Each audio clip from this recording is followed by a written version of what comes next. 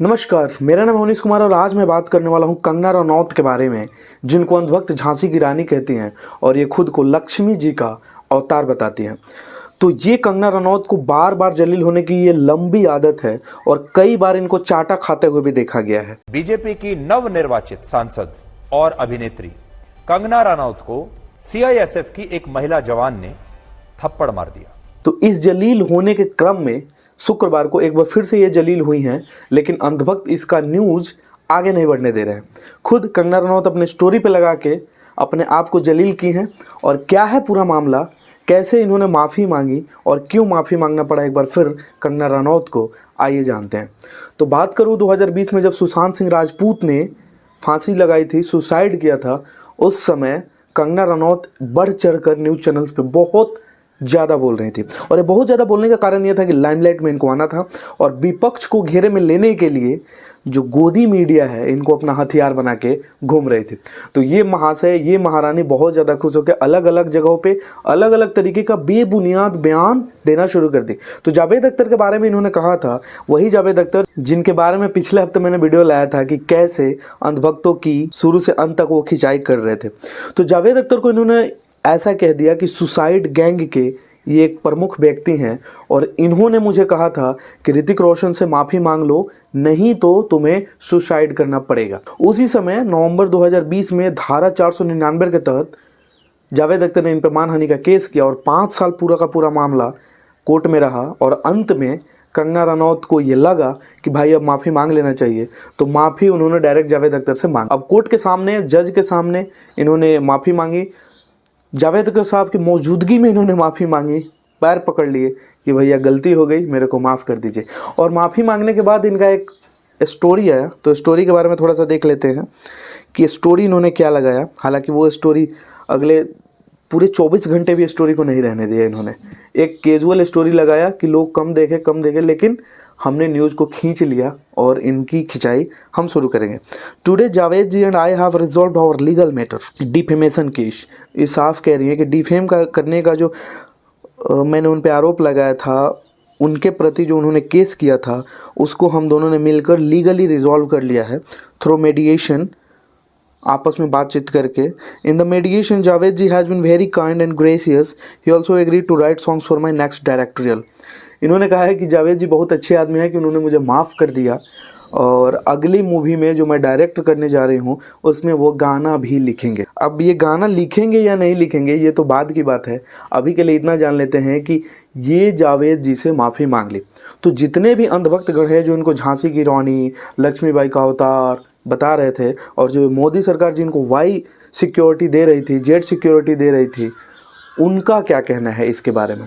ऐसी महिला जो बिल्कुल बेबुनियाद बेतुकी बात करती हैं, उनके बारे में क्या कहना है। ये एक बार थप्पड़ खा चुकी हैं, आपको मैं बताता चलूँ दोस्तों। और इसके साथ साथ जब थप्पड़ की बात आई गई है तो क्यों थप्पड़ खाई थी और क्या क्या इनके ऐसे बयान है जिसके कारण इनको और थप्पड़ खाना चाहिए, उसके बारे में थोड़ा सा मैं बात कर लूँ। सबसे पहले ले लेते हैं अनपढ़ गंवार कंगना रनौत का पहला बयान।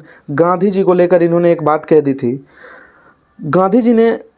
कंगना ने गांधी जी को कहा था कि गांधी जी ने भगत सिंह को अंग्रेजों के हाथों मरने दिया। सुनिएगा, ये हर अंधभक्त कहता है, जितना भी व्हाट्सएप यूनिवर्सिटी का पढ़ा हुआ अंधभक्त है उन सबका कहना है कि गांधी जी ने भगत सिंह को मरने दिया और उन्होंने आज़ादी के लिए भीख का शब्द इस्तेमाल किया। ये कंगना रनौत के शब्द से ये बात देशभक्तों को बुरी ऑलमोस्ट लगनी है भाई। जो लोग अपनी फांसी पे चढ़ गए हंसते हंसते, उनके बारे में ऐसा शब्द कह रही हैं कि भगत सिंह को मरने दिया, इनके हाथ में था बचाना, भगत सिंह को मरने। ये हर व्हाट्सएप ग्रेजुएट कहता है और ये हर अंधभक्त कहता है। इसके बारे में हम ऑलरेडी जानते हैं कि सारा का सारा अंधभक्त आज यही सोच रहा है कि नथुराम गोडसे सही थे और गांधी जी जो थे वो गलत थे। दूसरा लेते हैं फार्मर्स पे जो लॉज आया था 2020 के समय में ही, उस पर इन्होंने कहा था कि खालिस्तानी मूवमेंट है। ये जो फार्मर्स विरोध कर रहे थे मोदी गवर्नमेंट का, उसमें इन्होंने साफ साफ कह दिया कि ये खालिस्तानी मूवमेंट है। और ये 100 रुपये वाली बात भी कही थी, याद करिए दोस्तों। इन्होंने ये भी कहा था कि 100 रुपये लेकर ये लोग आए हैं विरोध करने के लिए। इसी पे इनको थप्पड़ लगा था क्योंकि एक किसान की बेटी ड्यूटी पे थी और इसको देख कर रहा नहीं गया कि ऐसे व्यक्ति की वो जांच कर रही है जो ऑलरेडी मेरे बाप दादाओं के बारे में ऐसा बात बोलते हैं कि ये लोग खालिस्तानी हैं। बढ़िया से एक थप्पड़ मिला था इनको। दिया था ना कि 100 रुपए के लिए बैठी है लोगों में, ये बैठेगी वहाँ पे, मेरी माँ बैठी थी उस टाइम जब इसने बयान दिया था। पर आप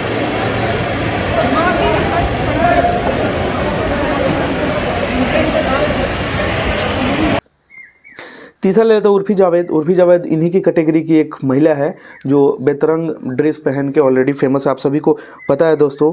उर्फी जावेद के बारे में इन्होंने कहा था कि राम राज्य में ऐसे कपड़े नहीं चलेंगे, और खुद क्रिस 3 में इनके कपड़े, आप जो वो गाना ऐसे मटक मटक के चल रही हैं, इनके गाने पे आप ऑलरेडी वो देख सकते हो उनका ड्रेस कैसा है, और ये दूसरों को ड्रेस पे ज्ञान दे रही हैं। ये तो वही बात हो गई कि बिल्ली को हम दूध का रखवाली करने का मौका दे रहे हैं, ये वही बात है। आगे इन्होंने बॉलीवुड को माफिया बोल दिया था। उन्होंने साफ साफ कहा था कि बॉलीवुड को एक गटर है जिसमें नेपोटिज्म माफिया पल रहे हैं। ये शब्द थे दोस्तों इनके। इन्होंने साफ साफ कह दिया था, एक जहाँ पे कला संगीत और अन्य कार्यक्रम होता है वहाँ पे इन्होंने ऐसा शब्द का प्रयोग किया था, बॉलीवुड को माफिया कह दिया था सीधे। आगे ये कहती हैं कि मुंबई पीओके बन गया। 2022 में जब इनके ऑफिस को गिराया गया, शिवसेना से जब इनका झगड़ा हुआ, जब ये वाई सिक्योरिटी के लिए प्रधानमंत्री मोदी से मिली थी और प्रधानमंत्री मोदी को आह्वान किया था और इनको मिल भी गया था, सबसे बड़ी बात ये है उस समय इन्होंने साफ साफ कह दिया था कि ये जो मुंबई है वो पाकिस्तान ऑक्युपाइड कश्मीर है। सोचिए इनकी सोच कैसी है। ये एक बेतुकी और बेबुनियाद बात करने वाली चंद अंधभक्तों में से एक हैं जो मुंबई को पीओके बोल सकता है। इसका मतलब ये है कि जहां नरेंद्र मोदी की सरकार नहीं है वो पीओके है।